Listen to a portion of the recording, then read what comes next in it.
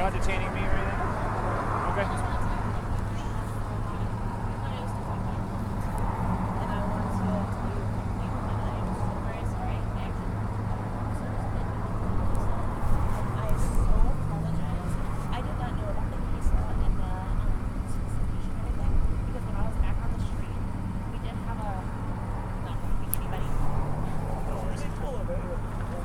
But I do so very much apologize, and I hope I'm very thankful that you taught me something new.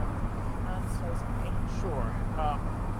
Yeah, we're just, to be honest, we're hometown natives. Here, drive by.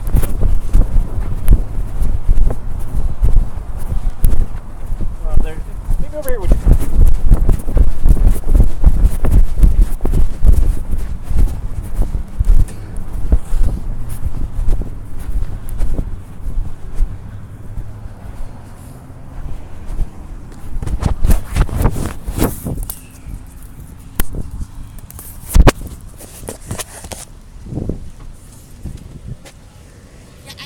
This job without you guys teaching me something, and I'm so thankful that you did, because I would never have known if you guys, especially your brother, didn't say, well, the Supreme Court, blah, blah, blah, and it made me think, and I started talking to other officers after our call, and I was like, what is this about? And they said the ACLU, was it the Grand Junction, went to Supreme Court, and they lost, and then they decided in the last couple of years that it was freedom of speech for that, as long as you're not aggressive, or if it's private property and they do like a trespassing affidavit.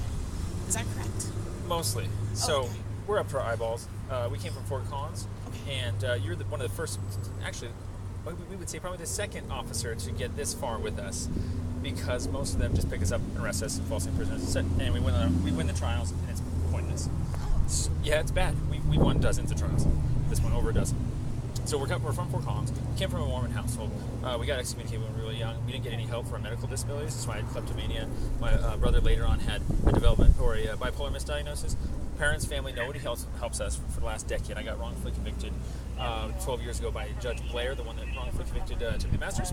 Okay, yeah. So yeah, she's not a very good judge. Laramie County is not a very good place. And basically, we are trying to get our paperwork together, and while this happened, we lost our jobs and places all at the same time. All this old paperwork. And what happened was we tried to find places to sleep in Fort Collins, and of course the shelters aren't adequate. They're also private, different religions, so forth and so on. So we got the runaround of, sorry, you can't sleep in your own hometown. And so it turns out, anytime they found us sleeping, they couldn't ticket us correctly anyways. So we were right outside their jurisdictions. We use maps. We say we use maps. They're like, save that for trial. Okay, sure. And we went in trial. So it's really bad. But here's the current case law as far as we understand. One, we're really concerned about Federal Heights because a different officer had moved my brother along before, claiming that he was a peddler. And we looked at the peddling statute, and he's exempt from it. It's just a political freedom of speech type thing. And to register also would require like background checks and things like that. And people don't need that if they're just. But don't you need that if you claim you're a business? Exactly. Okay. Yeah. If you want to actually do for-profit things and so forth and so on. The biggest contention, the problem that we see between the two types of people is that their law enforcement seems to demographic splice. And so I've been down an issue with a different cop where he seems to think there's a difference between holding a sign for a political, and you're just simply, like a anti-abortionist or something like that, and then holding a sign because you're asking for money. I need money. ACLU ruled there's no difference because it's a content-based restriction that you can't put on what's on a piece of cardboard. So it's all freedom of speech. It's all freedom of speech, and besides, anybody that's asking for money is kind of a little political statement in a way. Okay. Unless they literally say, no, I have no politics or anything like that. But even then, you kind of still have to respect that you can't blanket policy that thing for the next person that stands there with a sign that is political. And so several of the laws, in these cities here around Denver have unfortunately not been written down. Okay, so they're written. So there's the panhandling statutes, solicitation on or near highway streets. They're all the same across North Glen, Westminster, Broomfield. We've seen them all, and basically it's you can't solicit or accept monies if it, one, causes you to step out of the roadway. 2, you're on a median at all. or 3, you're located such that a car cannot pull around and park into a safe. If you're blocking somebody or being aggressive, basically, is the bottom line. Yeah. If you're becoming violent or something. Yeah, and so the really big problem. And this is heads up for you guys, and I'm really glad you're juicy on this, because Dave and I deal with this daily. We have like 26 cases that we're behind. Oh, really? Because every day it's a new case, but we have it all recorded stuff. So the whole point is that we've been picked up on these statutes before they even give themselves a chance to observe us, even stepping out. And I'm not on a median, and I'm not located such that a car can't pull around illegally parked. That was a vagueness of law thing I wanted to trial there. But basically, we're getting picked up because they're saying, you can't do that. And it's like, well, sure, but if you don't even give us a chance to do it, then you just falsely imprison us, and we got removed and so forth. And that was only like 2 days ago. So every other day it's like this. And so what we're concerned about is, yes, absolutely, there's a fine line with private property that is in the case law right now. Private property usually is reserved to have its own, no skateboarding, things like that. However, recently, and it depends on the private property too. And so there's a Bach versus Westminster, City of Westminster Mall. So BOCK, it was 1991. And basically, they wanted to hand out flyers, pamphlets. This was like an anti-war group. And so it wasn't soliciting and then for money or anything, but it was just the idea of solicitation and freedom of speech. And by the way, the definition of solicitation is actually interrupting somebody. Holding a sign isn't even solicitation at all. So like going door to door is solicitation, for instance. And so these guys were handing out flyers, and they were told that they'd be cited with trespassing and have to be removed. And the problem is that they thought they had rights for First Amendment. They asked the court for an injunction to pre-decide if it was okay for them to do that. Basically, the judge ruled that we're not going to enforce any tickets that people write, because this mall actually ended up being considered a public sphere because it was a business district that took enough business away from the actual public districts like downtown and stuff like that, that it basically became its own extension of the city in a way, meaning everyone has to go here for their food, for instance. And so that mall had it had a police force on it, of course, things like that. But out of curiosity, so like if you were like right in front of Safeway, then Safeway itself can tell you can't trespass and move you along. And I'm just clarifying it for myself, so I learn. Yeah, well, that's actually. But if you're out here, it's more public property, and you actually have to get like the owner of the whole parking lot. Is that correct? Almost. Okay. That's where it's actually getting really sticky, and you are in the middle of it with us, because technically, according to that case law, somebody should be able to go walk around anywhere, inside stores, things like that. Yeah. But then, obviously, no one's really tested that out much. So the case law that would go forward in that direction would be something like someone standing there.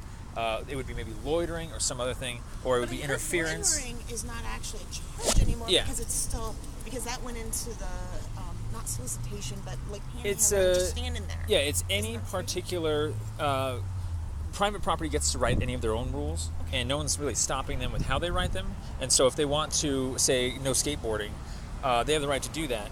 But it's kind of like they got to pick and choose to be fair. And so most people don't pick a fight. Most skateboarders don't pick a fight. However, if you were to say, hey, I see you skateboarding, you're now instantly banned, they're allowed to do that too. It's like a warning and then like no due process even. And that's basically called, for lack of a better word, a lynch, because there's no due process. And then they kind of have a lawsuit on their hands now for removing somebody, because the whole point is you should always give them a chance to come back to shop as a non-skateboarder. Unless if they keep doing it over and over and over and show a pattern. Yeah, exactly. Okay. And so we had a very similar situation. We were having to sleep in a CSU property. It turns out it was CSU. It was kind of a natural area. And when they found us, they gave us the exclusionary order, that trespassing violation, put out an actual trespassing ticket. And it all happened at once, and we got banned the moment we were seen. And now we can't come back as non-campers in the area. Okay. And so it was kind of a homeless hate crime. That they just want, they think that you have no other needs that you would be using this park for. You're just a lowlife, and if you're caught camping, and you know better because it says the sign. But the whole point is you can put a sign you could technically, as a private property, remove somebody for having a red shirt if you wanted. Even that warning and then letting them come back and they're still wearing a red shirt. That's the whole risk that you take of your lawsuit.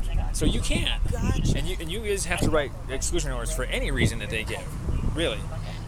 but we're told what to do.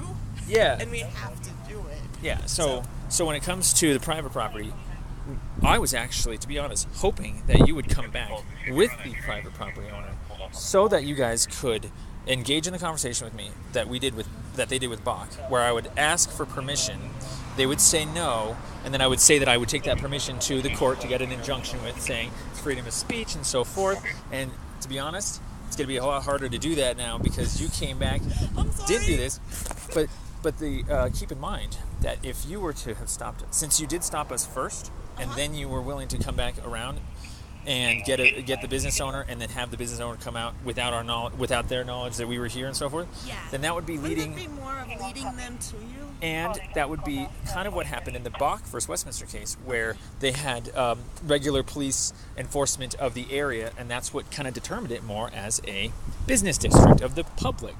And so the reason why people need help and they go for help here is because it's the public. And so the public can't draw, the private property can't draw the public away from the business district.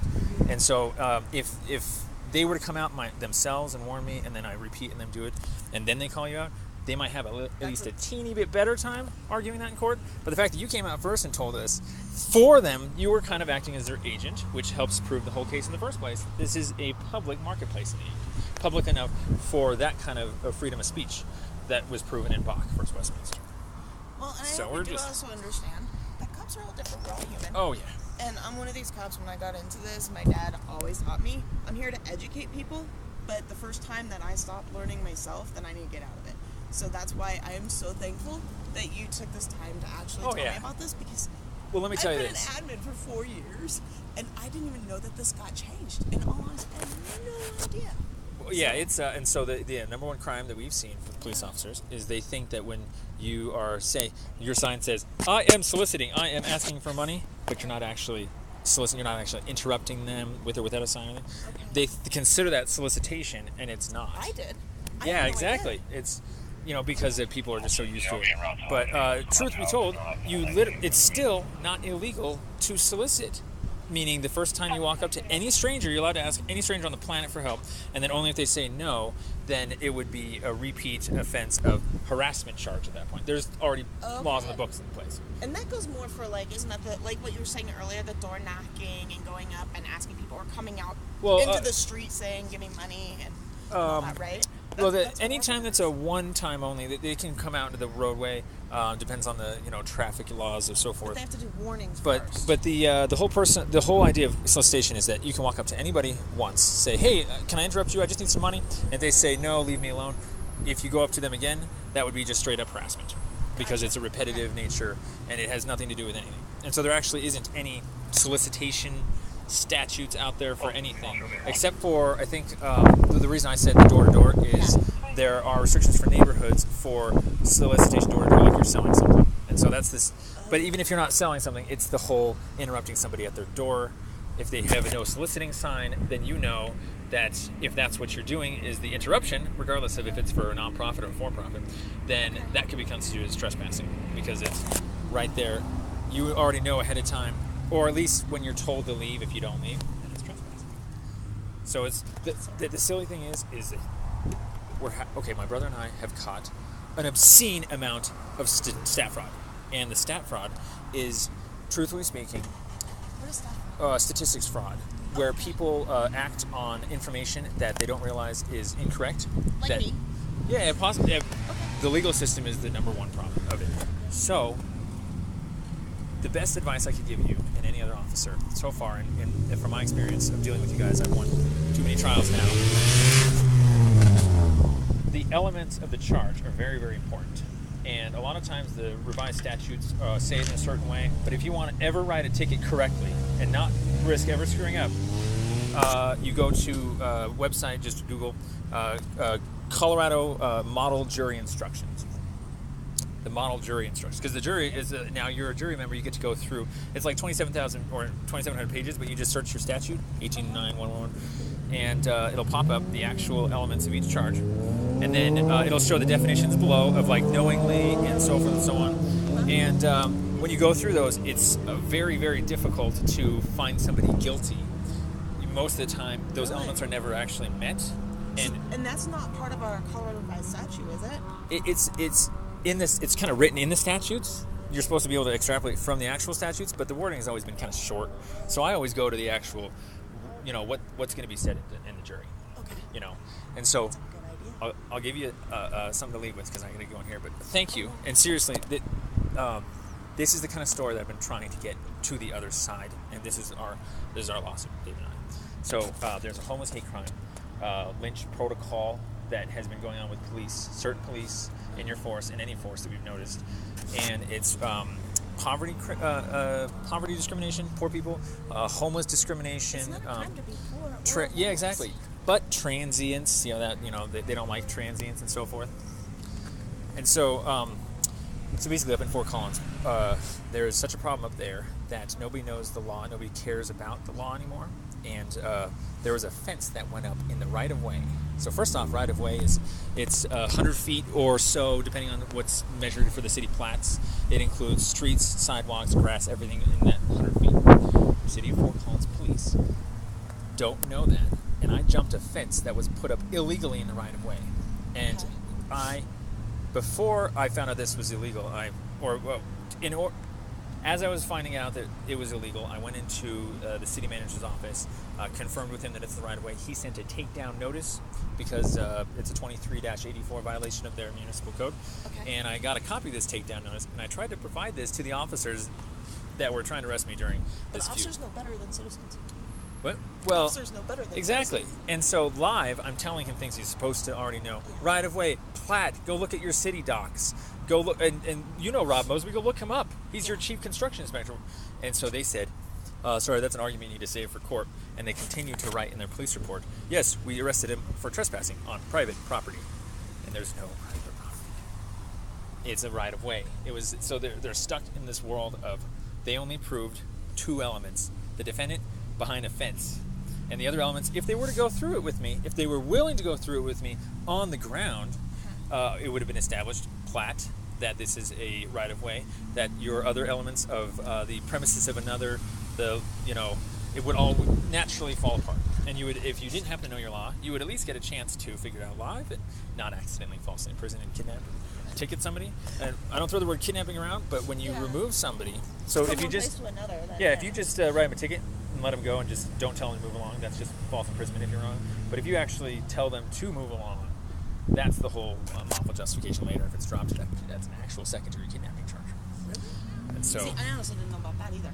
yeah. So, Is everything changing in the last couple of years? Do no. I need to reread Here's the thing. everything? Here's the thing: is that all of the laws on the books have already been there forever, and we've run out of new discoveries. They're all the same laws in the end. They're basically falsifying information to authorities, attempting to influence a public servant. Perjury, forgery, anything that people do to try and get away with the crime, and that's called racketeering. So that's a really big one. If you research racketeering, you would have so much work to do. It would, because it's everywhere, and the whole point is that, like for instance, when I was trying to go through the elements with this one officer live, he wouldn't go through them with me, and as a result, I just recited them by heart. And that, I think, caused him to believe that I knew those ones, and so, but I never mentioned the other one, and he looked at the law book, thought he could possibly still get out of a really ugly situation of stopping me by writing C, saying something like, oh, it's he's on a highway, part of the interstate highway system. Well, it was Highway 36, and that's not part of the interstate highway system. And so the racketeering is, if he were willing to be patient enough to walk through the whole entire case with me live, be patient, and actually, because the whole point is I'm the subject, I'm the defendant. You want to ask me why I'm here. I might have a really good reason, like that email. And since we could get to the last part of the statute, he wrote me a ticket, and it's almost certainly going to get dropped. He didn't even observe me step out, didn't observe me attempt to solicit, didn't observe me collect any monies, and the only thing left was, well, if it was it wouldn't even help, but if it was an interstate highway, that might be something there. But the whole point is that he went through the elements backwards. He stopped me, told me to move along. I asked him, do you have reasonable suspicion or probable cause? He said, well, now that you say that, I might just write you a ticket. And it was kind of a trap, because you're supposed to know all your elements before you seize them. And so just be careful. I mean, there are a lot of ways that that due process gets skipped on just the elements. And so the reason I say the elements is because if those elements aren't met, you guys don't have any protections right now because your district attorneys and city attorneys are taking those dirty cases. And I have another case, that trespassing case, that the district attorney still thinks I'm trespassing. So you guys don't have any protections anymore. You're probably the first one to ever have that kind of curiosity to go talk to other officers and so forth. Most officers that we've met are really bad homeless lynchers. So thank you. No, these are respect my authority. Yeah, these actually are people that have been on the force for 20 plus years, and that's how their stat fraud is the way it is. Every time they write a ticket, they never get challenged.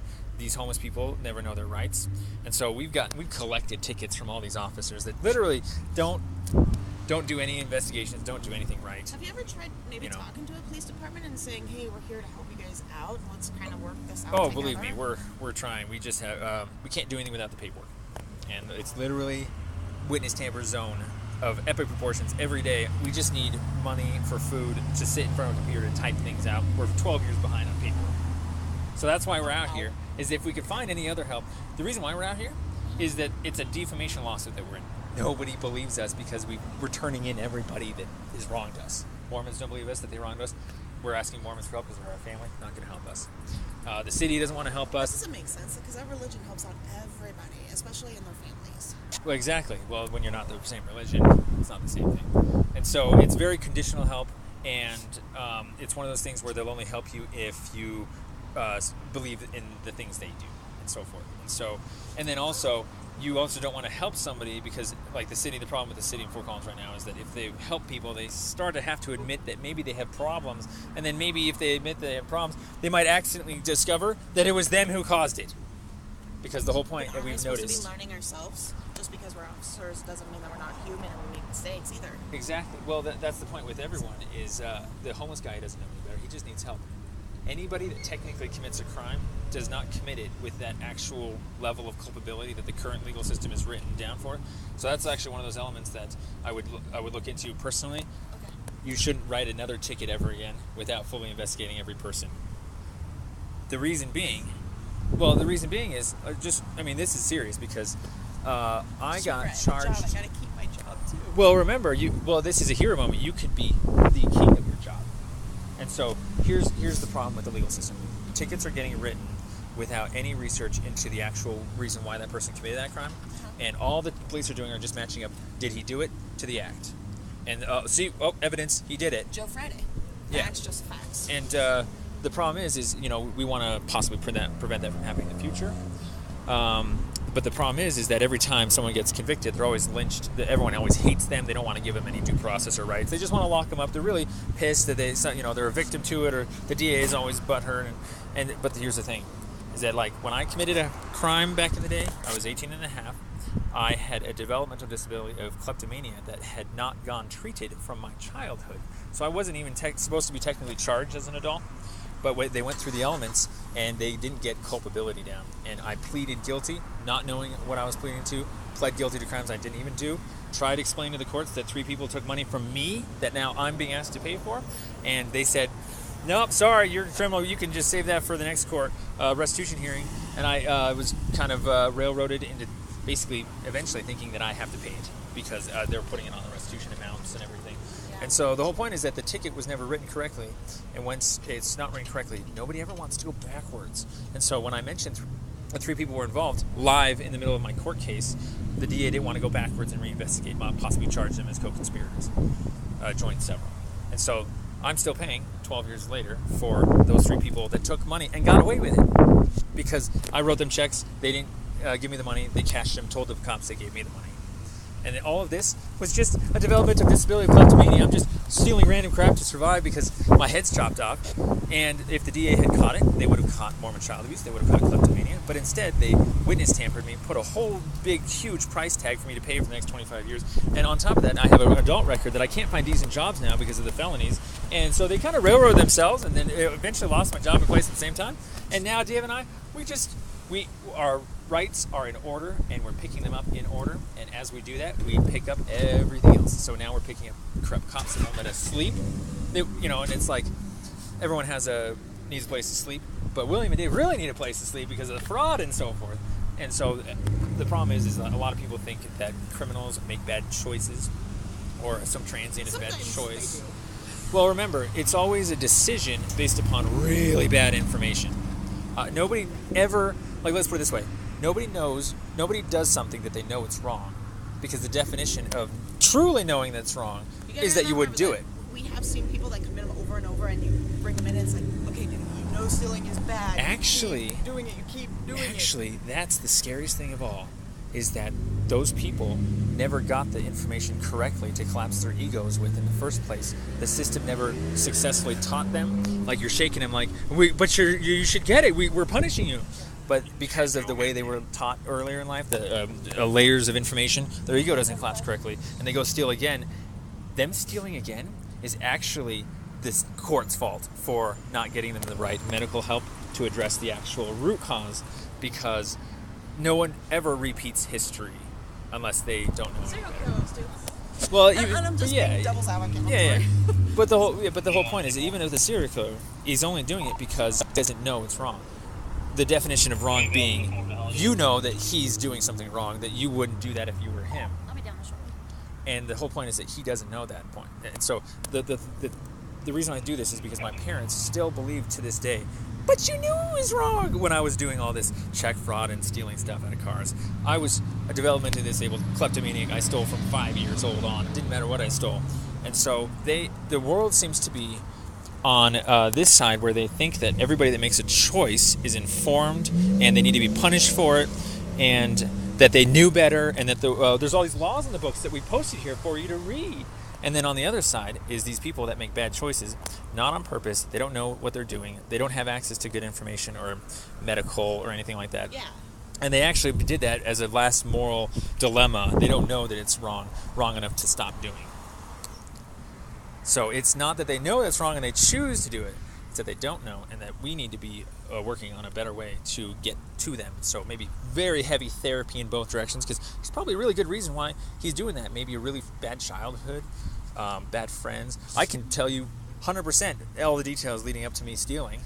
I came from a really disabled family, just bad, But the whole point is that there's no such thing as a nigger out there. There's someone that is not incapable of learning.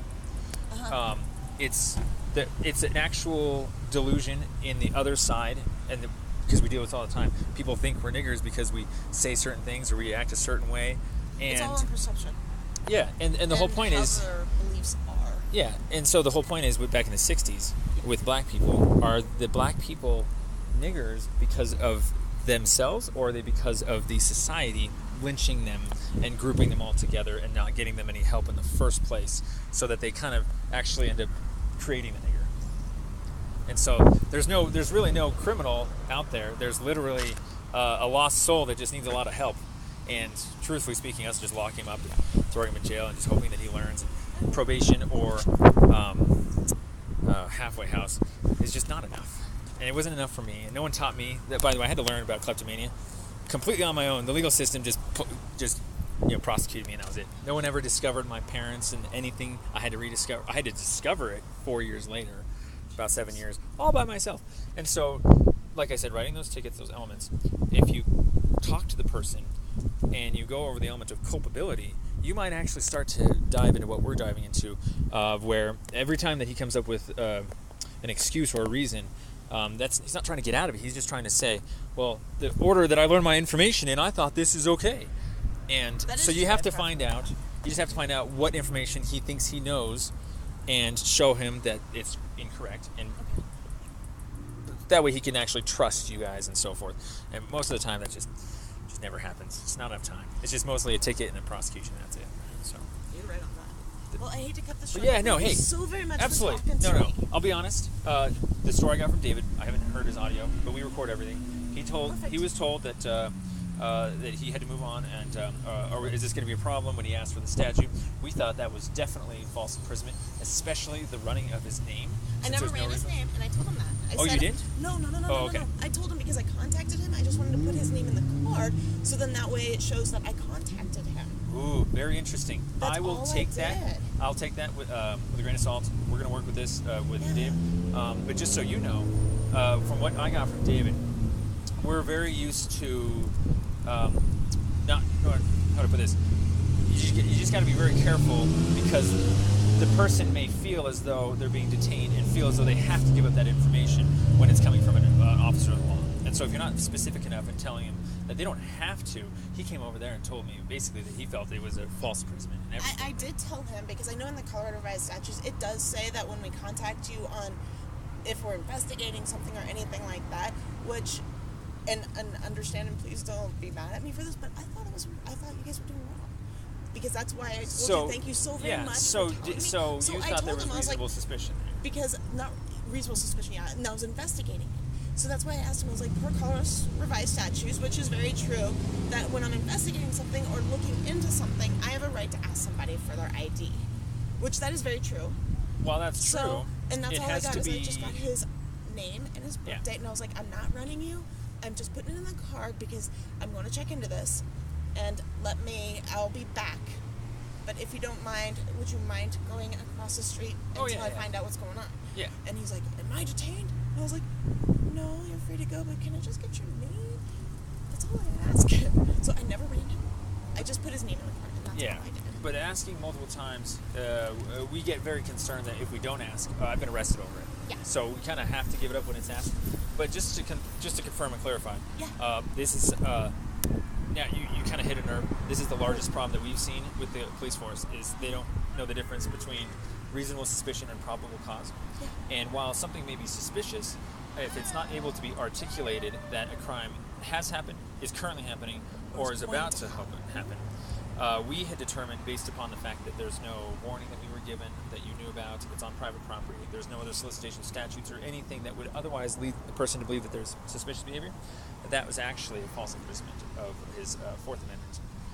But we're not going to press charges on you because we've been in this position before, and if a cop is literally willing to just walk themselves through us and tell them, and like you said, you didn't know, you thought it was suspicious, that's the problem, is that none of the law force please remember knows. way back when, we did have soliciting here, and I remember when I was a rookie writing people tickets here. But did you ever get the, because remember, was that a state, so was that a city solicitation? It was a city municipal one for solicitation, but then when you brought it up, when we were talking, they were actually walking out into traffic and stopping traffic to get money. And now I see where I was wrong in that. Yeah, that would be probably another statute there. But just so you know, someone standing there holding a sign, not doing anything, not observed committing any sort of crimes, is actually not suspicious enough to detain them for reasonable suspicion purposes. And now I know. So exactly. That's why I'm so sorry. No.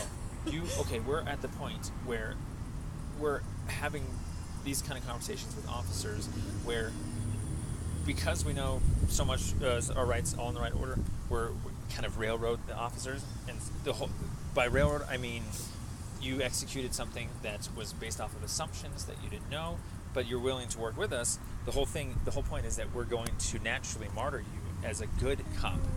There's only two or three. We haven't one from Westminster, the Officer Dean, that stopped halfway through arresting me over trespassing when it was just in a right of way, and the security guard had called it in, and they thought it was mall property, and it wasn't. And so he walked in backwards. As an example of a bad martyr is this other officer who just 2 days ago, right after he wrote me the ticket, literally said, "Hey, I'll take that ticket back if you tell me what was the intent of your sign? Was it to ask for money or was it to political?" And I was like, intent might or might not be part of the elements. We'll have to look that up. But I kind of wanted to tell him, like, it sounds like your investigation just went backwards, and you probably shouldn't have written me a ticket right away. And so the whole point is that he wasn't willing to come back and talk about anything like that. I mean, when you write a ticket, asking to take it back is really illegal because that's supposed to be what a jury decides really now. Bad. A judge. You signed your life away when you did. You said you had probable cause. Yeah. And so when it comes to reasonable suspicion, A lot of officers just don't know. And so we're going to use you as a very good example of why the system needs to change, because if you guys keep doing the same thing without getting the education, the problem is that we're trying to get that education to you guys, and we can't get that fast enough. And so one of these days, we'll get it out there. But in the meantime, we're really, really appreciative, we kid you not, that you were willing to come back here, not move me along, not move David along, not write us some fake ticket and arrest us falsely on it, because we've had that happen way too many times now. But I also have a reputation to uphold too, and I would rather learn from you guys and learn the right way than basically screw up and lose my whole reputation. And you've hit the final point. The screwing up, the racketeering is where we've caught cops screwing up, but then they try and hide it. They try and cover it up. They lie on their police reports. Well, they have wives and kids and big families, 25-year reputations, and most of it is from Fort Collins, where they basically have a families. It's a very reputation-based, so they don't want to lose. Sorry, I'm watching the close at 9. I'm like, they don't want to lose their reputation, and so while you want to save your reputation, you're on the right side of doing that. Most people will, as soon as they see that they've screwed up, hide it. Cop will just lie, and so I've had cops literally fabricate information out of thin air to make me look guilty, because it lines up with their court case, because they accidentally got that non-nigger, but they want to keep matching up because they don't want to look bad for accidentally getting the wrong guy. And so, just like I said, that's why I said go over those elements. If you go through every single one of those elements and go through with the person what those elements are, if they don't have anything to say, they might be guilty. If they have something very interesting to say, like, yeah, this is a right of way, I just got this fence removed, blah, blah, blah. Defamation, don't defame them because they're not guilty yet. You're still doing your investigation. And so I was defamed. They didn't believe my email. They said, forged, formatting's not right. It's like, it's just a piece of information unrelated to me, but that was the homeless hate crime, is that they thought that they didn't have to believe me, when all I was trying to do was educate them and save them from illegal things. And so, we're trying to save you guys.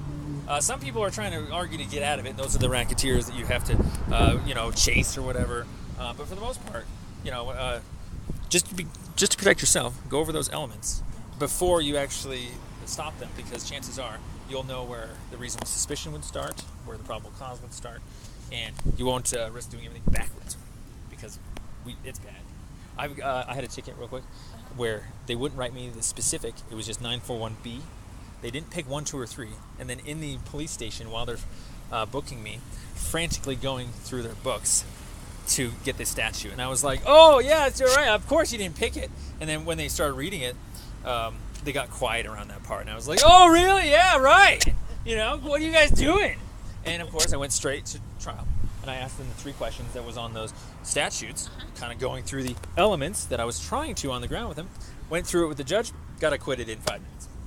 So that was a waste of time, money, and so forth, and that was the illegal ticket. Now that cop is a false imprisonment charge. He moved me along, so it's a kidnapping charge. And it's a homeless hate crime in general, so it's just really bad. Just, people are poor, and it's not their fault. It's not a crime being poor. It's not a crime. Exactly. Thank you, man. Seriously, can I have a business card? Absolutely. Seriously. You guys are pretty good, except for some other officer thinks that holding a sign is peddling. You guys should watch out for that. That's the only other thing to worry about here. There you go. Absolutely. Take care.